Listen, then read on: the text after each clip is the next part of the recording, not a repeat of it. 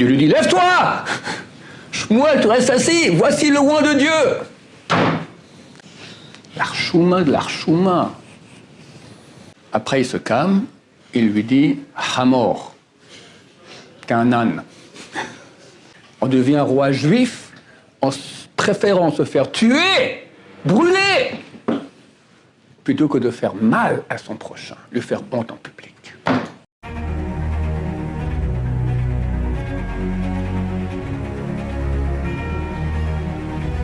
Ce shiur dédié pour la Refoua Shema, la guérison rapide et complète de Nissim Ben Yvette Hana, Bezrat Hashem avec l'aide de Dieu. La question de Yoran.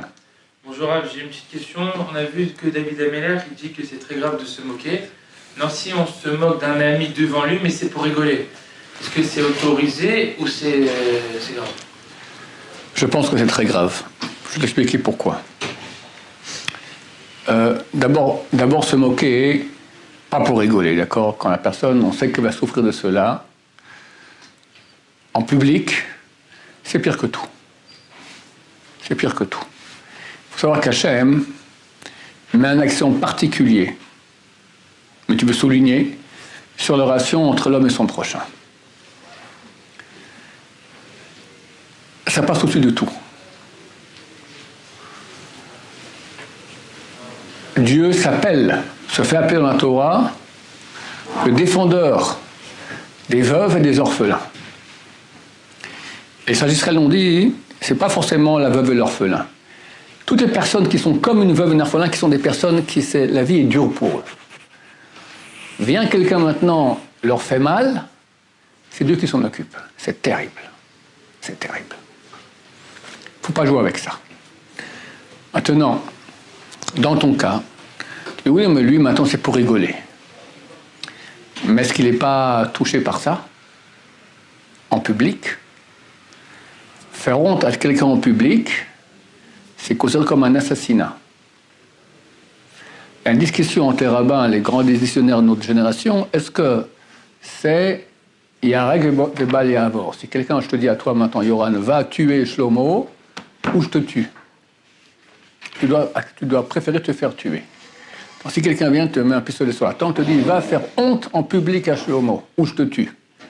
Est-ce qu'il faut se faire tuer, oui ou non? Il y a des postes de notre génération qui disent, c'est préférable de se faire tuer. Parce que c'est comme un assassinat. Alors toi tu dis non mais c'est pour rigoler. Oui, mais lui maintenant, il souffre de ça ou pas? D'habitude, on rigole des gens qui sont comme la veuve et l'orphelin, des gens faibles. Le caïd de la bande, tu ne vas pas te moquer de lui comme ça pour rigoler. Si tu fais ça, il t'envoie un sbeng, d'accord? Alors sur qui on se retourne? Le faible. Le faible. Et on l'enfonce encore plus. Et c'est terrible. C'est écrit que, c'est dans Bava Kama, ce que c'est en train de préparer Kachovel, c'est marqué là-bas que Dieu, qu'il n'y a pas de volatile plus poursuivi dans la nature que les pigeons. Et c'est pour cela que Dieu a ordonné qu'on les sacrifie au temple, parce qu'il aime les pigeons. Dieu aime les poursuivis, n'aime pas les poursuiveurs. Le Chazon Ish, qui était... c'est pour moi dire le plus grand, mais un des plus grands rabbins de la génération, pas passé encore avant. Il est décédé en 1954, si je me souviens bien. Les années 30, il est venu en Israël. Et c'est lui qui a créé le monde orthodoxe en Israël. C'est de lui que tout vient. C'était un ange. Le Ruach HaKodesh, un monsieur extraordinaire. Profondeur, beauté d'écriture extraordinaire. Et il écrit que toute sa vie, sa plus grande bataille est arrivée à ne jamais toucher quelqu'un, jamais blesser quelqu'un. C'est très dur, parce qu'il y a des sensibilités. Le matin, t'es passé, et t'as pas fait un sourire à quelqu'un. Il peut te blesser à cause de ça. Ben, toi, t'as d'autres choses dans la tête. Je vais pas faire un sourire à tout le monde. Oui, parce qu'il y en a un qui va être touché par cela. Mais tu dis, mais c'est lui qui a un problème. Ok, en fin de compte, il a été blessé. Alors peut-être que tu es moins coupable que si tu lui as fait quelque chose tu moquais de lui par exemple, d'accord? Mais c'est le travail du bon juif toute la vie à faire attention à la sensibilité de l'autre. Et où le plus? Dans le couple. Parce que dans le couple, On est extrêmement vulnérable à l'autre, vu qu'on est ouvert. Je ne vais pas mettre des carapaces face à ma femme. Elle aussi. Donc, quand tu dis un mot un peu déplacé, la personne est touchée. Si on est copains, alors on se crée des carapaces. Mais dans le couple, on espère qu'il n'y a pas de carapaces. C'est pas bien s'il y a des carapaces. Forcément, donc, quand tu diras un mot un peu de travers, et la femme peut pleurer pour un oui, pour un non. Même pas pour oui, pour un non. T'as rien dit. Il y a un apprentissage énorme. Et les grands d'Israël faisaient extrêmement attention à cela. Alors, Shlomo Zalman Auerbach, quand sa femme est décédée, il y a une coutume qu'on demande le lit du mort avant qu'on va l'enterrer. On fait des oraisons funèbres et on demande pardon. Il dit, je ne demande pas pardon à ma femme. Il n'y a rien que je lui ai fait que j'ai besoin de demander pardon. Comment quelqu'un peut dire ça devant le lit de sa femme, le lit de mort de sa femme? C'est pas une blague. Il n'y a rien que je lui ai demandé pardon. Jamais je lui ai fait du mal. Jamais. Tu comprends c'est quoi? C'est un grand de Torah. Un grand de Torah. Rien que pour te montrer maintenant un exemple. Sa femme est décédée à l'hôpital. Elle est morte. Il descend les escaliers. Il rencontre un ancien élève. Kodarav, Mazal Tov, j'ai un enfant qui est né. Il fait un grand sourire. Et il l'embrasse. Je suis très content, Mazal Tov, tout ça. Il dit rien que sa femme vient de mourir. Le type qui est avec lui, son attente des Kodarav, un peu quoi. Et pourquoi ce type va souffrir parce que ma femme est morte? Pourquoi il doit souffrir de cela? Ça me concerne à moi, pas à lui. Il affiche un grand sourire, la chaleur. Sa femme vient de mourir. Tu comprends ce que ça veut dire? Moi, je ne comprends pas. Ça me dépasse. Je dis dernièrement dans un cours, je vais le répéter parce que ça m'a beaucoup marqué. Être roi d'un pays, d'un peuple, c'est le top niveau. Tu n'as pas plus grand que le roi. Comment on fait pour être roi? Chez les non-juifs, un temps, on assassinait tous les concurrents. Aujourd'hui, c'est presque la même chose. On les assassine dans les médias, d'accord, on leur tombe dessus, et puis il y a des magouilles. Tu ne peux pas avoir un chef d'État honnête. Ça n'existe pas. Et très souvent, ce sont des assassins, parce qu'il y a aussi tout le service d'espionnage, etc. D'accord, très souvent, on liquide les gens. Bon, on n'est pas au courant de ça, mais c'est clair. Comment on devient roi d'Israël? Le roi David. D'abord, le roi David, jusqu'à l'âge de 28 ans, tout le monde croyait que c'était un bâtard, un mamzer. Quelle souffrance. Quelle souffrance. Dieu dit à Shmuel Navi, qui est enterré là-bas sur la montagne, il dit, va sacrer le fils de Ishaï. Ishaï, c'est le père de David. Un de ses fils, il sera roi d'Israël. Shmuel Navi vient voir Ishaï, il lui dit, voilà, je suis venu, Dieu m'a ordonné d'aller sacrer un de tes fils, roi d'Israël. Amène-les-moi. Rang le premier, Eliav. Grand, beau, grande barbe. Shmuel se lève et dit, ah, voici le Meshiach Hashem, le oint de Dieu. Il lui dit, toi tu vois avec les yeux, moi je vois avec le cœur. Ce type-là, il est nerveux. Quoi nerveux? Quelques années plus tard, il va s'énerver contre David une fois. C'est tout. Jusqu'à là, il était parfait, mais Dieu a vu. Je veux pas de lui. Passe tous les enfants. Dieu lui, à chacun, il dit, c'est pas lui, c'est pas lui, c'est pas lui. Le dernier, c'est pas lui. Alors, je me pose la question à Ishaï. Il y a encore un enfant? Il dit non. Écoute, Dieu m'a envoyé sacrer ton fils roi d'Israël. C'est tous tes enfants? Alors Ishaï dit, mais c'est pas possible, Jean 1, mais c'est un bâtard, et il ne vient pas de moi. Il y en a un, mais je l'ai envoyé dans les champs là-bas. On l'a envoyé dans les champs en espérant qu'il se fasse manger par un lion, déchiré par un ours. C'était ce qu'il voulait, Ishaï. Ils font l'appeler. Il rentre David petit comme ça. Dieu lui dit, lève-toi! Shmuel, tu restes assis, voici le oint de Dieu. Et le oint, la tête des frères de David, la tête de Ishaï, sa mère, Nitzevet Batadiel, qui savait que ce n'était pas un mamzer, mais ne pouvait rien dire. 28 ans de souffrance. Il redevient le roi d'Israël. Et a arrêté de souffrir, il s'est fait poursuivre sans cesse. Dieu aime les poursuivis. Grâce à quoi? David a été roi d'Israël. Il avait un mérite. Il est descendant de Nachshon ben Aminadav. Le paracha ce Shabbat. Nachshon ben Aminadav, de la tribu de Yehuda, est le premier. Il y a deux midrashim. Dans le Gemara, dans ce cas, il y a deux avis. Il y a un avis qui dit qu'aucune des tribus voulait rentrer dans l'eau. Pas rentrer dans l'eau. Puis c'était la nuit. D'accord? Une tempête. Il faut être fou. Dieu a dit avancer. Personne n'avance. Nachshon ben Aminadav avance. Mais la mer ne s'ouvre pas. Il avance, il avance. Il arrive au niveau de la bouche, elle ne s'ouvre pas. Il continue à avancer, on arrive au bout du nez, là elle s'ouvre. Messirut Nefesh, il a fait abandon de soi. Grâce à ça, il a eu la royauté, son arrière-petit-fils, c'est le roi David. Demande des sages d'Israël, mais d'où lui, il a eu la force de abandon de soi? Comme ça, aller dans la mer noire, la nuit, ça fait peur. Une tempête, il y avait une tempête terrible. Il a dit grâce à son arrière-grand-mère. Qui c'est? Tamar. Tamar s'est mariée avec un des fils de Yehuda. Elle était très, très, très belle, Tamar. Et ce fils fait la semence en vain. Dieu le tue. Elle se marie avec le deuxième frère. Il fait aussi semence en vain. Dieu le tue. Yehuda se dit, celle-là, elle tue ses maris. Il n'est pas au courant pourquoi ils ont été tués ses deux fils. Il lui dit, écoute, reste à la maison, attends que mon troisième fils va grandir, je te le donnerai. Mais il s'est dit, je ne le donne jamais, elle va le tuer aussi. Et le troisième fils grandit, et rien ne se passe. Tamar se déguise en prostituée, sur la rue, dans la rue. Yehuda a une relation avec elle, elle tombe enceinte de 2 enfants. Elle lui a dit, paye-moi. Combien paye-moi? Tu me donnes un mouton. Mais je n'ai pas de mouton sur moi, alors donne-moi en attendant ta bague, ton bâton, et comme ça, ça sera un gage. Yehuda rentre à la maison, après avoir une relation avec elle, il donne à son intendant, va lui donner le mouton.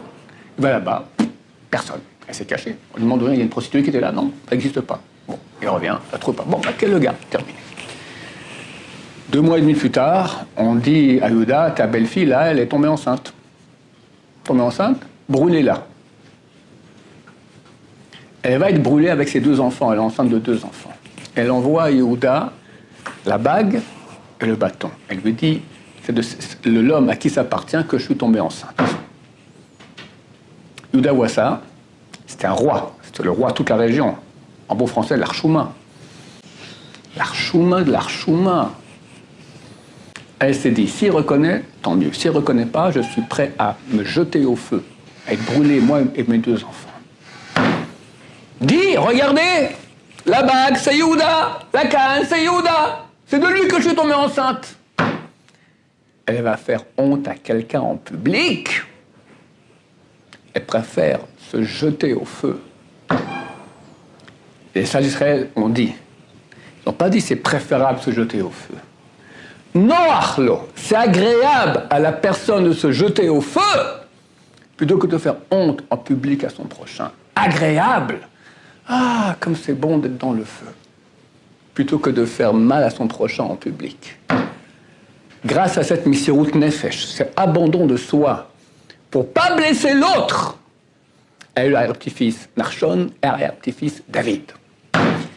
Chez les Goïm, on devient roi en tuant, avec le KGB, avec qu'est-ce que j'en sais, le FBI, etc., la CIA, ben, ça c'est les rois Goïm. On devient roi juif en préférant se faire tuer, brûler, plutôt que de faire mal à son prochain, lui faire honte en public. Combien on doit apprendre de cela? Combien c'est facile de se moquer des gens? C'est un travail terrible. Le plus dur, avec ses propres enfants. On est à la table Shabbat. Un enfant, c'est un enfant. Un enfant ne peut pas ne pas faire de bêtises. Et quelle bêtise fait un enfant? Les bêtises les plus embêtantes pour les parents. Ils savent jouer exactement sur la note, comme ça, qui te rend fou. Alors, quand on est encore en famille sans invité, ça va, il y a les invités. Et lui, maintenant, il fait le gugus, d'accord? Le gosse, il est complètement à côté de la plaque. Qu'est-ce que tu fais? En quoi c'est un enfant? Tu le réprimandes en public et il n'a pas honte. Il a honte, l'enfant. S'il il a 1 an, il ne se rend pas compte. Mais à 3 ans, il a honte. À 5 ans, il a honte. À 10 ans, il a honte. En public, il y a des invités. Il faut être du fer, de l'acier trempé pour savoir comment réagir dans ce cas. Rien dire. Le prendre peut-être de côté, je ne sais pas. Terrible! Les enfants aussi, on n'a pas le droit de leur faire honte en public. Et on croit que pour l'éducation, on peut faire ce qu'on veut. On peut. Des fois, pour l'éducation, on peut. Moi, j'ai vu une fois le grand de la génération, le Rabbi Solomon Shaul Zatzal, il donnait un cours le vendredi matin à Porat Yosef. Une soixantaine de personnes. Je suis allé là-bas une fois écouter le cours. Quelqu'un lui pose une question. Il se retourne vers lui. C'était un neveu à lui, que je connais. Il lui dit, t'as pas honte? Je suis en train de parler et tu m'interromps. C'est ça maintenant le savoir-vivre. Pendant 5 minutes, en public, il a ratatiné. Ratatiné! Moi, j'ai rougi. Moi, j'ai rougi. Comment le grand est fait comme ça? Éducation. Pour que tout le monde comprenne, tout le monde voit. On peut. Mais on joue avec le feu. Le grand de la Torah, il peut jouer avec le feu. Il sait exactement quelles sont les limites, oui, non, exactement. Mais nous, pour éducation avec les enfants, ouais, ça va, éducation, qu'ils comprennent, ça lui fera bien aussi d'avoir honte en public, il ne doit pas faire des choses pareilles. Chas et shalom, à Dieu ne plaise. C'est très grave. La Gemara raconte. Je me souviens, Baba Messia, page 59. Le roi David, il a eu une relation avec une femme qui n'était pas mariée, elle avait donné son guet, mais elle attendait que son mari revienne du combat. D'accord? Le roi David est au Beth Midrash. Des gens lui posent la question une fois. Et David, toi, tu sais, n'est-ce pas? Rappelle-moi, quelqu'un qui couche avec une femme mariée, c'est quoi déjà sa sanction? Le roi David écrit dans Télim, il dit à Dieu, on prend ma chair, on la coupe en petits morceaux, le sang ne sort même pas tellement on me fait honte, je deviens tout blanc. Je deviens d'abord rouge, après on devient blanc. De honte. Il répondait, celui qui couche avec une femme, sa sanction, c'est chenek, ça veut dire mort par le Bédin, tribunal rabbinique, mais il n'a pas Olam Haba. Mais celui qui fait honte à son public, à son prochain en public, n'a pas part Olam Haba. Comme ça, il leur répondait. Celui qui fait honte à son prochain en public n'a pas part Olam Haba. C'est bien pire. Le type qui a fait l'adultère, il a la sanction, il n'a pas Olam Haba. Celui qui a fait honte à son prochain en public, il n'a pas part Olam Haba. Tu comprends comment on joue avec le feu? Tu me poses la question maintenant, on peut, pour rigoler, se moquer de quelqu'un. Comme tu dis maintenant, on va jouer au poignard, d'accord? Je lance des poignards et puis j'espère que je vais le rater. J'espère que je vais le rater. C'est exactement ça, tu joues avec le feu, mais c'est terrible. Terrible, terrible, terrible. Et ça demande beaucoup d'apprentissage, beaucoup d'attention. Quelqu'un, il mange cachère. La histoire, c'est pas un truc cachère comme il faut bien. Ça va, c'est cachère, mais c'est pas un super grand cachère. Shabbat, ouais, il hurle. Et le prochain n'existe pas. Mais Rav, oui. est-ce que je risque pas de développer chez l'autre, en fin de compte, par le biais de cette sensibilité que je dois avoir, une espèce de susceptibilité? Ça veut dire que l'autre va être touché par la moindre chose ou parole que va dire. C'est pas parce que tu es gentil, c'est pas parce que tu es gentil avec quelqu'un que l'autre. Presque dans le monde dans lequel on vit, c'est presque invivable en fait, parce que une personne qui est comme ça, qui agit comme ça, mais il faut qu'en retour l'autre y voit ces choses-là comme ça. Regarde, quelqu'un de grand qui fera très attention à jamais toucher son prochain. Il sait aussi que les autres ne sont pas comme lui, et que aussi, donc, les autres, il pourra se bénir lui-même à l'intérieur. Baruch Hashem, que je ne suis pas comme le type maintenant qui ne fait pas attention à ne pas marcher sur mes pieds, il ne fait pas attention à mon kavod, il ne fait pas attention à moi-même. Il le sait, il sait, c'est quelqu'un qui travaille à se reprendre, il sait très bien que les gens ne sont pas parfaits. Mais il se dit, je préfère être un poursuivi qu'un poursuiveur. Et il n'y a aucune légitimation à être poursuiveur. Toi, tu dis, maintenant, si je ne vais pas être un peu poursuiveur, les gens, ils vont développer une trop grande sensibilité. Il n'y a aucun problème. Mais pour le type qui est sensible, il restera toujours sensible. Celui qui est moins sensible, il sera moins sensible.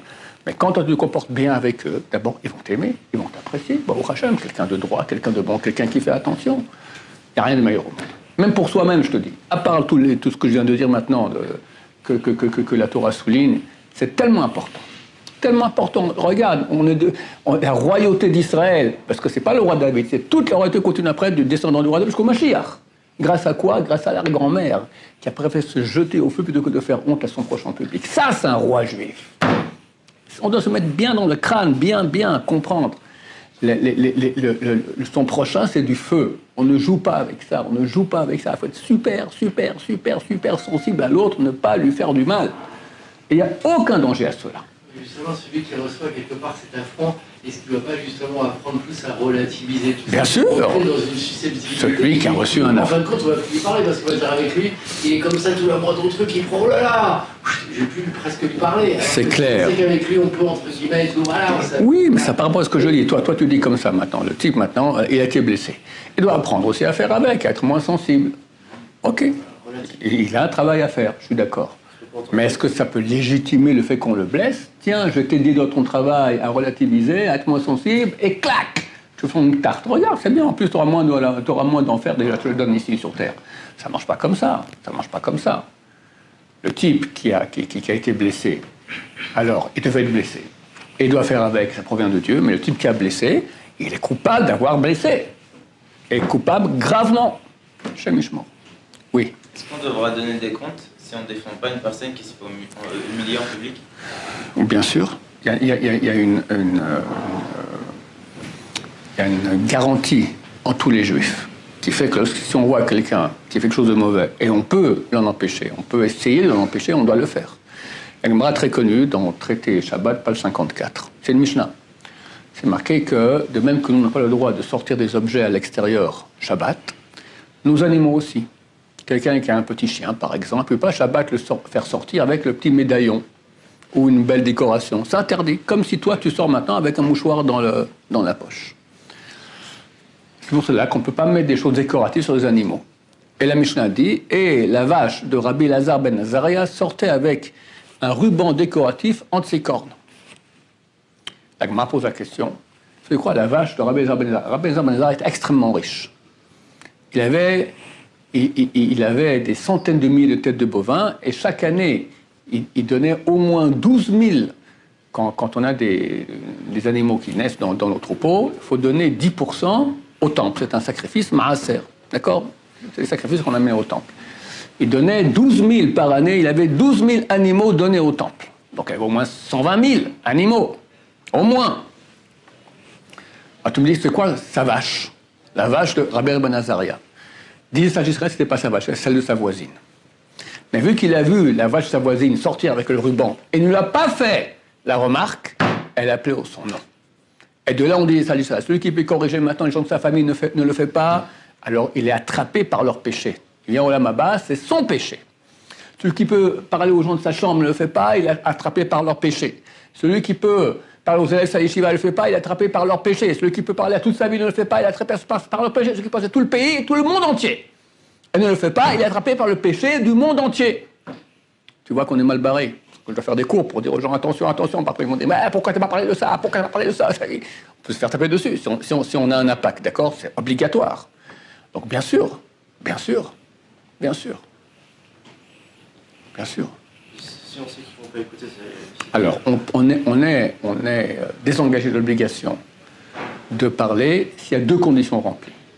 Un, que c'est certain qu'ils ne vont pas nous écouter. Deux, c'est une chose qui n'est pas interdite clairement par la Torah. Or, faire honte à son public, faire honte à son prochain public, c'est une chose que tout le monde sait que c'est interdit.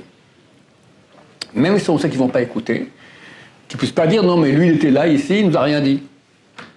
Tu dois dire au moins une fois. Pour pas qu'ils disent personne m'a dit. Et comme c'est quelqu'un qui est Tinoche Nishma, Hein? C'est quelqu'un qui est Tinoche Nishma. Qui? Qui? La personne qui fait ça? Non, si il y a quelqu'un qui fait quelque chose avec... Rouven fait du mal à Shimon. Non, pas attention, oui, que fait quelque chose contre la Torah, mais que c'est... Lui, il sait pas, c'est Tinoche Nishma. Ouais. Donc la question est maintenant si c'est une chose qui est connue ou pas. Il mange du porc. Chacun, normalement un juif, presque aussi éloigné qu'il soit, sait qu'un juif ne mange pas de porc. Donc, il mange devant toi. Il ne va pas t'écouter. Tu vas quand même lui dire attention, c'est du porc, c'est interdit.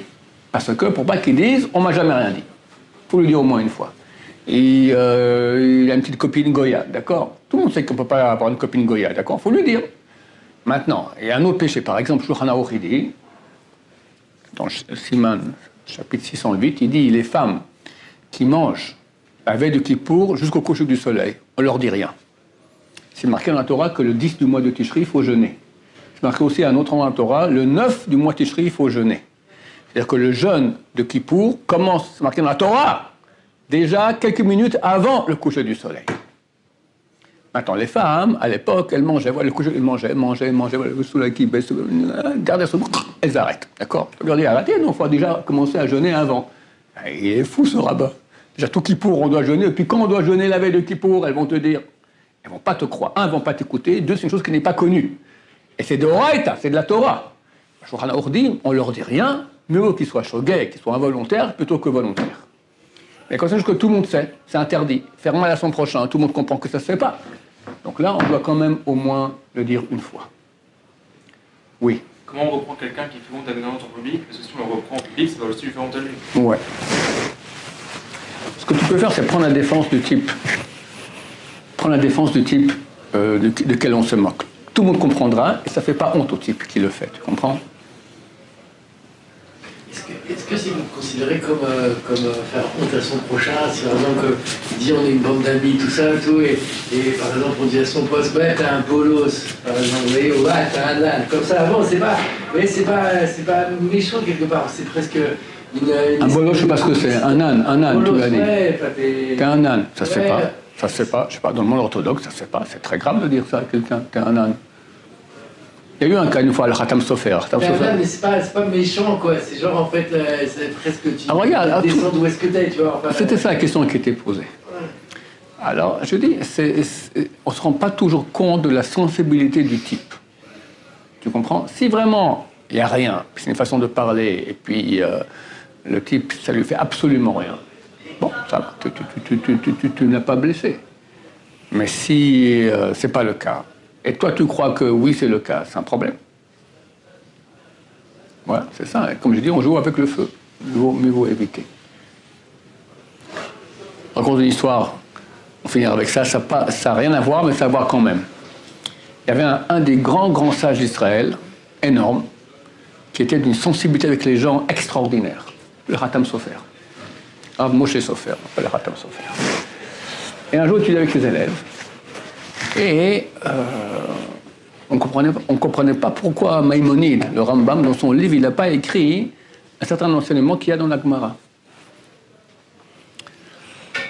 Ok, les gens discutent, un dit comme ci, un dit comme ça, un dit, bah, écoute, après tout, c'était un petit peu un être humain, peut-être qu'il n'a pas fait attention, il a oublié. Le Khatam Sofer entend ça, il devient tout rouge. Après, il se calme, il lui dit, Hamor, t'es un âne. Les élèves étaient bouche bée. Quoi? Khatam Sofer dire comme ça à un élève en public, un âne? D'abord, ça ne se fait pas du tout. Puis ensuite, le Khatam Sofer, c'est vraiment la dernière personne dans le monde à agir comme ça. Il lui dit, mais je ne comprends pas, c'est écrit clairement. C'est marqué, si les premiers, les rabbinim de l'époque, comme le Rambam, etc., étaient des anges, alors nous sommes des êtres humains.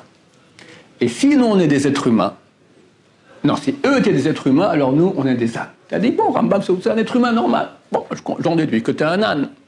Voilà, pour parler des cas où c'est éducatif et c'est écrit dans Chazal, on peut des fois, donc, on peut faire une réprimande à quelqu'un pour qu'il comprenne à quel point il ne doit pas se comporter ainsi. Baruch Adonai, l'olam, amen va amen.